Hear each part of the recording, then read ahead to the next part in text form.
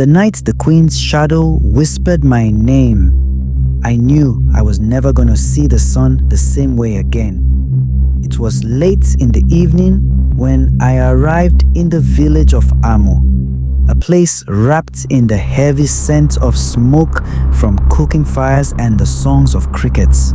I had heard stories of Queen Asantewa, a ruler known for her wisdom and strange powers, but I thought they were just tales meant to warn young men like me. I was a simple traveler looking for food and rest. I thought I could sleep in the village and be on my way the next day. But they told me I could not. You must meet the queen, the villagers insisted, their eyes wide with fear.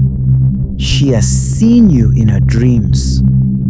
I had no choice but to follow them, my heart heavy with unease. The queen's palace sat atop a hill, surrounded by a wall of thick trees that whispered in the wind like they were guarding something ancient. When we reached the gates, I was greeted by the queen's guards, their eyes sharp like daggers.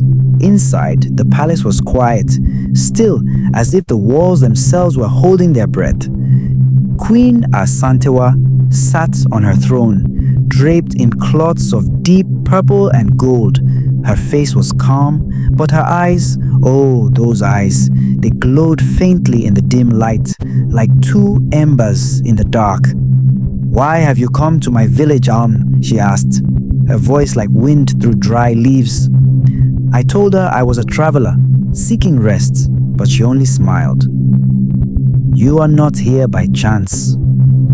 The moment her lips parted, I felt a chill down my spine. I did not know what was happening, but I knew it was not right.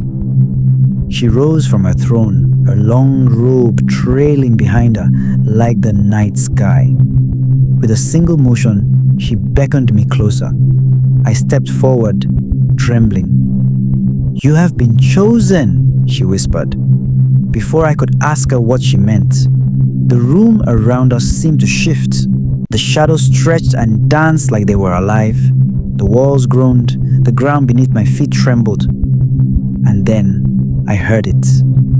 Her voice, not from her lips, but from every corner of the room. "Leave now, or you will never leave." My legs felt weak, but my feet moved on their own, backing away. I turned to run, but the door slammed shut with a deafening sound. The air was thick, almost suffocating. I tried to scream, but my voice was swallowed by the weight of the silence. Suddenly, the queen was beside me, her face inches from mine. Her eyes burned, her smile stretched wider, showing teeth that were far too sharp. "Remember this night, traveler," she said, her voice both soft and harsh. "You may never understand, but you will remember." With a final flick of her wrist, the shadows rushed toward me, pulling at my limbs, dragging me to the ground. I fought, I struggled, but the shadows were stronger than any human force. Then, just as suddenly as it began, the shadows released me, and the room was still again. I looked around in confusion, but Queen Asantewa was gone. The guards opened the doors and the villagers were waiting, their faces pale. They did not speak of what had happened, but they didn't need to.